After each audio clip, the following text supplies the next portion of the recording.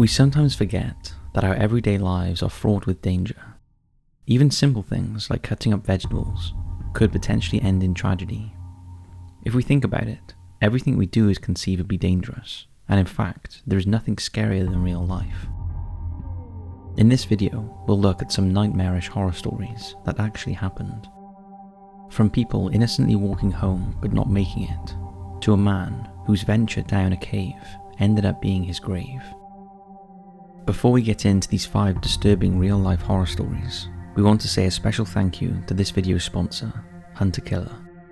We all know what happens this time of the year. Springtime rain showers keep you cooped up indoors, and so you fire up the big screen TV for your next cozy movie night. You hop on the couch and scroll through the same old film and TV catalogues, thinking there's nothing left to explore for your stay-at-home cinema. You've already binged all the true crime series and cold case documentaries Netflix or HBO have to offer. So what now? You've already decided to wait out the thunderstorm. Where do you look for new content? What if we told you there's a project that's infinitely more satisfying than watching the same whodunit special for the 100th time? What if we told you there exists an interactive and subscription-based murder mystery game delivered directly to your home that transports you inside of a spine-chilling crime where you become the detective?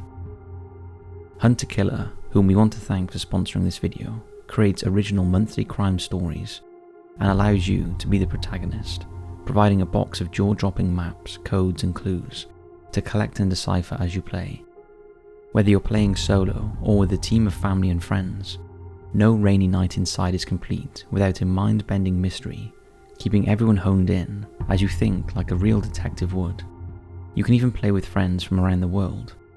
Hunter-Killer can be played remotely via Zoom as you share your booklet of case files, provided with each subscription, featuring backstories of suspects, with creative and unique storylines, filled with details unmatched by any other form of interactive true crime. For just the price of a new streaming rental, you can save the rainy day funds and bridge the gap to sunnier days with a sleuthing adventure we promise you've never seen. Top 5s especially appreciates the community aspects of Hunter-Killer's experience, which goes beyond the case files received each month. Over 100,000 die-hard fans have joined to form an extraordinary online community to discuss each mystery, provide hints for those who need them, or hang out and just talk about true crime. To join the fun, our viewers can go to hunterkiller.com/top5s and use code TOP5s for 20% off your first box. Again, make sure to use Top5s for a 20% discount and to show your support for our channel. So what are you waiting for? Turn off those lights, sit back, and Hunter-Killer.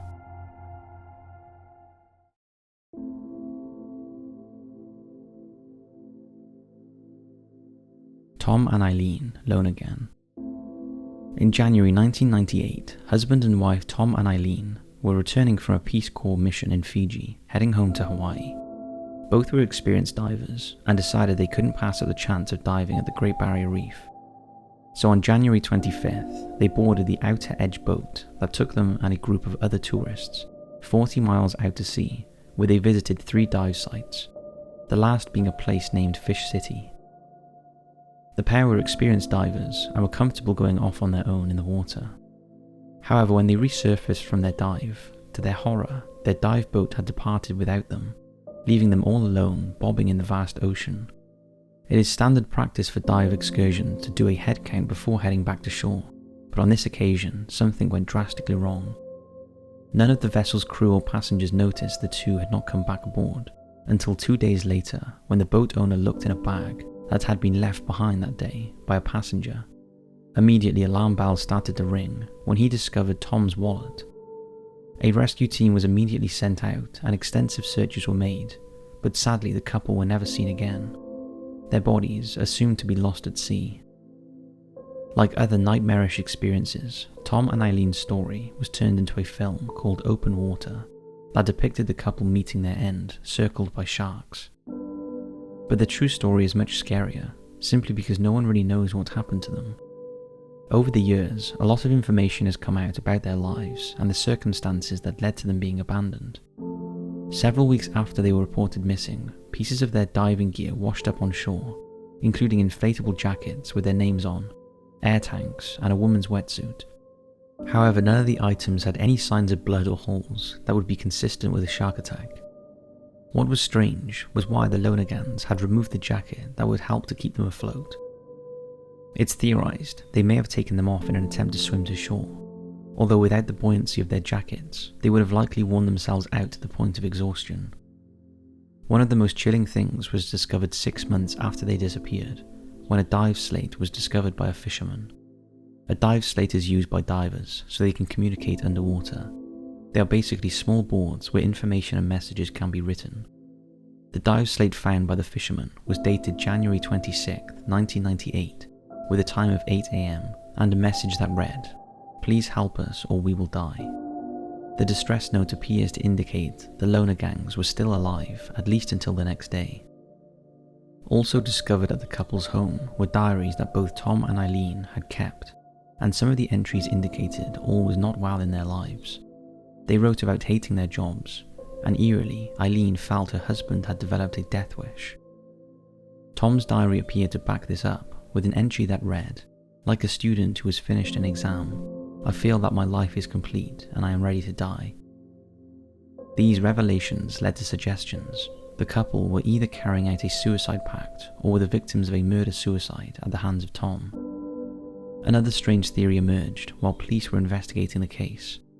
The captain of another boat claimed to have visited the same dive spot the next day and may have encountered the couple. According to his story, the head count before the vessel's return trip came out 2 more than the one taken when the boat left port. Apparently the tourists on the boat were all from Italy and spoke in their native tongue. However, the captain remembers hearing a few American voices among the tourists that day. If this account is true, it could indicate the Lonergans planned to spend the night in the ocean, knowing they could join another dive boat the next day, leading to claims the Lonergans faked their own death. This theory was later reinforced when more than 20 people came forward claiming to have seen the Lonergans after they supposedly disappeared. However, considering they both left their passports behind, never touched their bank accounts after the incident, and their insurance policies were never cashed in, this does seem a bit far-fetched. Some have questioned why the Lonergans didn't swim to one of the well-lit diving platforms a few miles away or flag down a passing ship, although it's been pointed out that although these things would be easily visible from the deck of a boat, they may not have been easily seen from the surface of the water. Tom had also left his glasses on board, making it even more difficult for him to see. In addition, it's highly likely the Lonergans were in a state of panic. They had been left completely alone, and as hours ticked by, they must have realised their boat wasn't returning for them, and there was no active rescue underway. Couple this with the heat from the sun and lack of fresh drinking water, they were likely in a bad way. No one knows what happened to the Lonergans, and it's hard to imagine being in that situation, totally alone surrounded by a shark-infested ocean. It seems unlikely that they were eaten by sharks, as though half of the world's sharks live in the waters around Australia, most of them are completely harmless to humans. All the evidence seems to point to the Lonergans becoming exhausted and drowning. Clearly mistakes were made by the boat owner, and after he was acquitted of manslaughter, a civil case was brought against him and the business closed. Stricter laws on how dive companies operate and how head counts are taken have also been enforced. It's horrific to think they likely lived for at least 48 hours alone in the ocean. The case is sad because unless they intentionally faked their own death, which seems unlikely, this shouldn't have happened.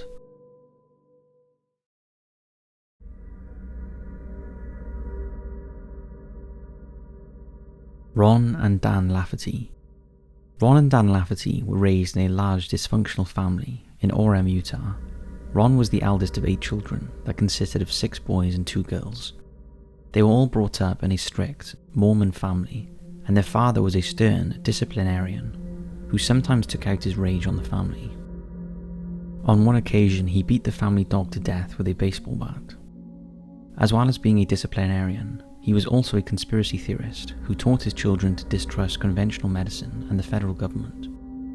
As Ron and Dan grew up, they became very close and both carried their father's extreme beliefs into adulthood. Dan in particular thought he was well above the law and was often in trouble for refusing to pay taxes or obey traffic laws.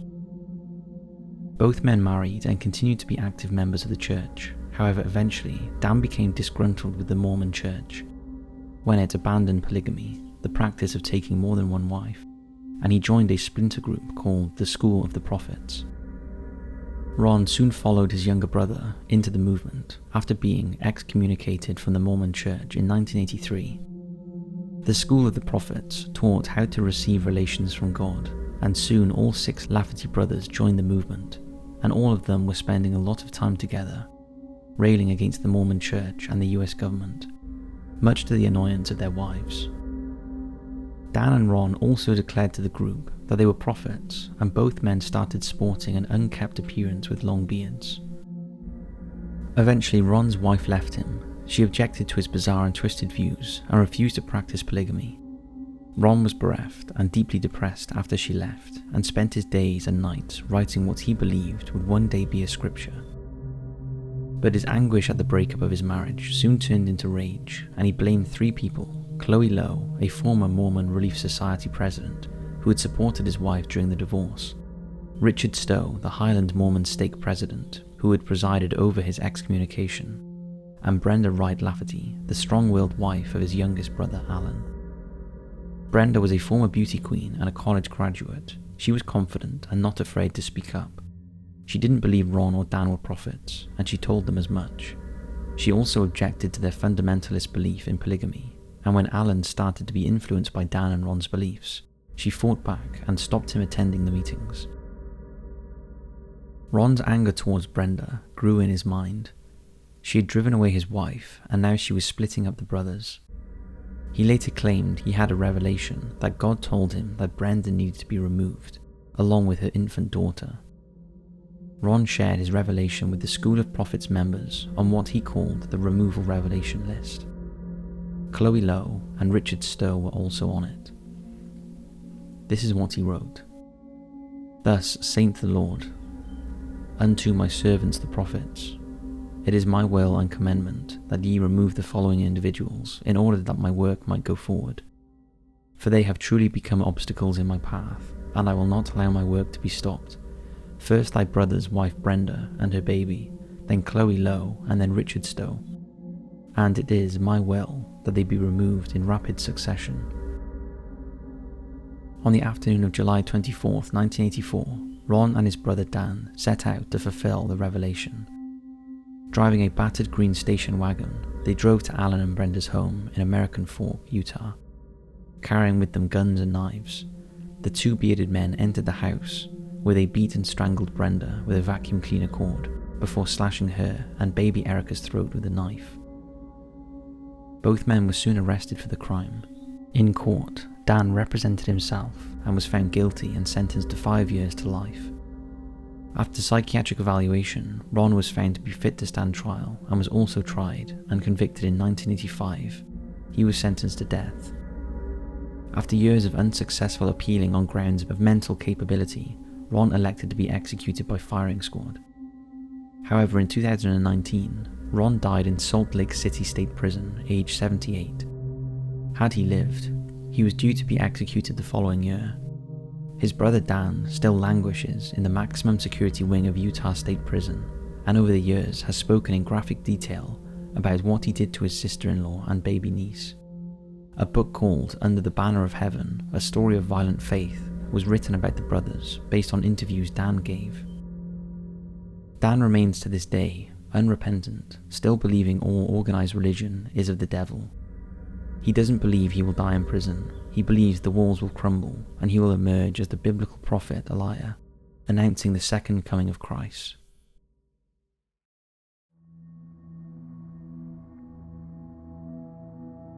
The Dnepropetrovsk Maniacs.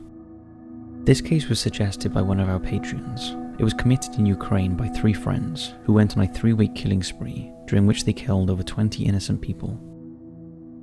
Viktor Sayenko, Igor Sopranyuk, and Alexander Hanza were all born in 1988 to wealthy, influential parents and attended school together in Dnepropetrovsk, Ukraine. They all suffered from various phobias, which they tried to overcome by doing strange activities, such as hanging over the railing of balconies to combat their fear of height, and torturing and killing stray dogs and cats to cure a fear of blood. After leaving school, Sayenko and Hansa got jobs, while Soprunyuk became an unlicensed taxi driver. To make extra money, the three teenagers started robbing taxi passengers. However, eventually, Sayenko and Soprunyuk lost interest in robbing and decided to move on to murders. In a 3-week killing spree between June and July 2007, they randomly selected victims who happened to be out walking. After creeping up on their victims, they mercilessly bludgeoned them to death with blunt instruments, such as hammers and steel bars. They often killed more than one person in a day, beating them so badly that they would be almost unrecognizable. Some of the victims were also tortured and mutilated. They then recorded and photographed their dead victims, posing with them as if they had been out hunting. They were eventually caught after a survivor, 14-year-old Vadmin Lyakov, ran to the police after his friend was murdered by the pair. Initially, Vadmin was blamed for the killing, however it quickly became clear that he was not responsible, and his sketches of the perpetrators helped to identify them.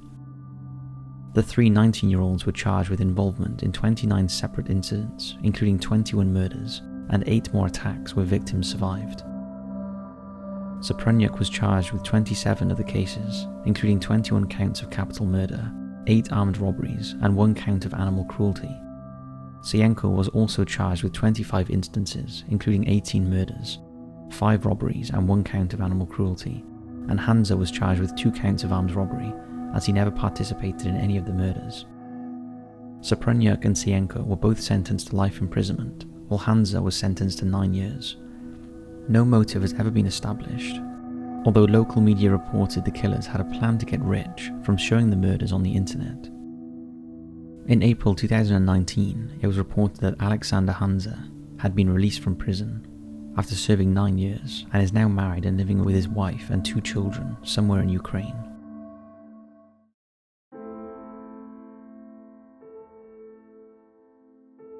The devastating story of John Edward Jones. At age 26, John Edward Jones was in the prime of his life. He was married, he had a 1-year-old daughter, and was attending medical school in Virginia. In November 2009, John had travelled back to his hometown in Utah to spend with his friends and family. John and his brother Josh had been keen cavers as kids, along with 9 other friends and family members, and decided to explore Nutty Putty Cave, a notoriously tricky hydrothermal cave formation located just west of Utah Lake. The group set off on the evening of November the 24th. About an hour into the expedition, John decided to find the Nutty Putty Cave formation known as the Birth Canal, a very tight passage that experienced splunkers needed to carefully crawl through. It had been years since John had been in a cave, and at 6 feet tall and 200 pounds, he wasn't the little kid who used to easily crawl into caves with his father. Despite this, John pushed on, entering the narrow opening head first, carefully shuffling along using his hips, stomach and fingers. However, it soon became apparent he was stuck. He had squeezed in so tightly he had no room to turn around and no room to back out. He tried to push on, but just made things worse. He was stuck in a space that was barely 10 inches across and 18 inches high. Josh was the first to find John and tried to pull his brother out by grabbing his legs. However, this made things worse, as John slid down into the passage even further, and his arms were now pinned underneath his chest and he couldn't move at all. All the brothers, who were devout Mormons, could do at this point was pray.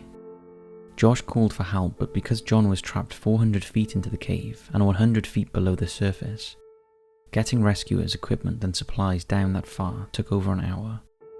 The first rescuer to reach John was a woman named Susie Motola, who arrived just after midnight on November 25th. By this time, John had been stuck for 3.5 hours. All Susie could see was a pair of navy and black running shoes. Time was running out for John. The downward angle at which he was trapped was putting huge stress on his body, and his blood was struggling to pump around, and he was having some difficulty breathing. At one point, rescuers brought a 2-way cable radio into the cave and managed to lower it to John so he could speak with his wife. They were both understandably upset, but able to comfort each other.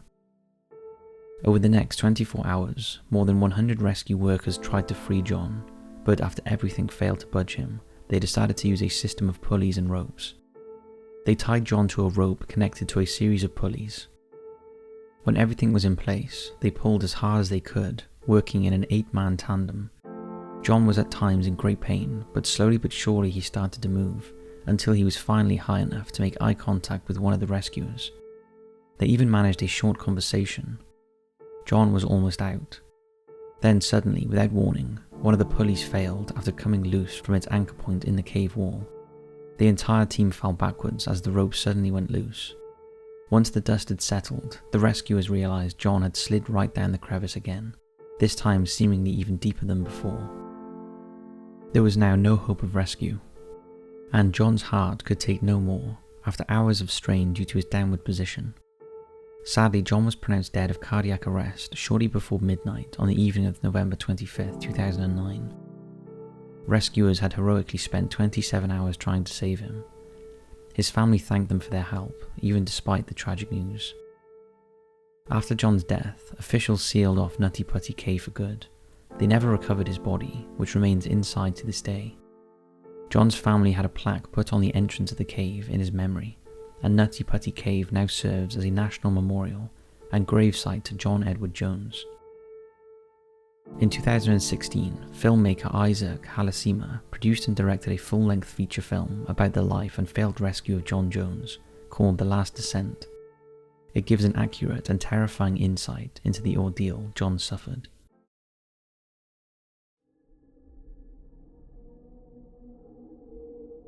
Anatoly Moskvin. Anatoly Moskvin was a smart guy. He spoke 13 languages, travelled extensively, and was a published scholar and college lecturer. He also had a dubious reputation as being an expert on cemeteries, as he knew everything there was to know about the cemeteries in his city, Nizhny Novgorod, Russia. Moskvin claimed that between 2005 and 2007, he visited 752 cemeteries and delved into the histories of those buried there. He attributed his obsession with the macabre to a 1979 incident when he was 13 and a group of men in black suits stopped him on the way home from school. They were en route to the funeral of 11-year-old Natasha Petrova and allegedly dragged young Moskvin to her coffin where they forced him to kiss the girl's corpse. Moskvin even claimed he spent one night sleeping in a coffin ahead of a deceased person's funeral to add to his observations. However, it seems at one point, this obsession with death spilled over. In 2009, locals began to discover the graves of their loved ones desecrated or completely dug up. Initially, authorities thought it was done by some extremist organizations, so they increased police units in the affected areas. But after nearly 2 years, they found nothing, and graves continued to be desecrated. They then got a break following a terrorist attack at a Moscow airport in 2011. Shortly afterwards, Muslim graves in the area started being vandalized. Someone was painting over the pictures of dead Muslims. Further investigations led them to Moskvin, who was caught red-handed at the graves. Police later searched his home, a small apartment he shared with his parents, and what they found was shocking. The apartment was full of life-sized, doll-like figures. The figures resembled antique dolls. They were dressed in fine clothing, and some wore knee-high boots and had makeup on their cloth-covered faces. Except these were not dolls, they were mummified corpses of human girls. Take a look at this footage, but be warned, it is disturbing.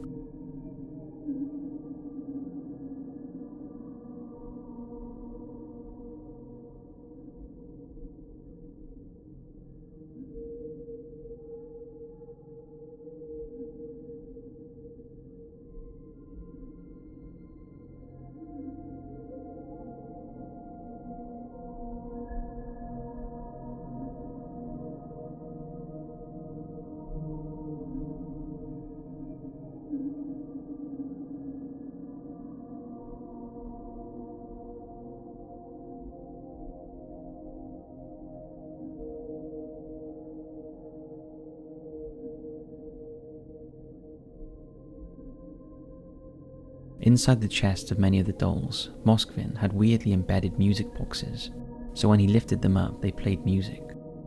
Investigators also found photographs and plaques taken from gravestones, as well as doll-making manuals and maps of local cemeteries. There were also personal belongings and clothing inside some of the mummies, and one had a piece of her own gravestone with her name scrawled on it inside her body. Another one contained a hospital tag with the date and the cause of her death, and a dried human heart was found inside a third body. Moskvin later admitted that he would stuff the decaying corpses with rags and wrap their hands in nylon tights and draw faces on them. He would also insert buttons or fake eyes into the girls' eye sockets so that they could watch cartoons with him. He told police that he dug up graves of girls because he was lonely and wanted children of his own. After taking them home, he used a simple solution of salt and baking soda to preserve the corpses. He treated them as if they were his daughters by singing to them and celebrating their birthdays. Moskvin also said he was waiting for science to find a way to bring the girls back to life. He always denied any sexual attraction to the dolls. In all, authorities discovered 29 life-size dolls in his apartment. They ranged in age from 3 to 25, and one corpse had been kept for nearly 9 years. Remarkably, his parents claimed to know nothing of the true origin of the dolls living in their home, believing it was just a hobby of their sons. Moskvin was charged with a dozen crimes, all of which dealt with the desecration of graves. He was diagnosed with schizophrenia and sentenced to time in a psychiatric hospital. Chillingly, Moskvin allegedly told authorities not to bother reburying the girls too deeply, as he will simply unbury them when he is released. So that's it for this video, and remember, if you haven't already heard, we have a new channel solely dedicated to astronomy. If you have an interest in space, the unanswered questions of the universe, and our search for life out there, you'll love Access Astronomy. Check it out in the description below, and as always, thanks for watching.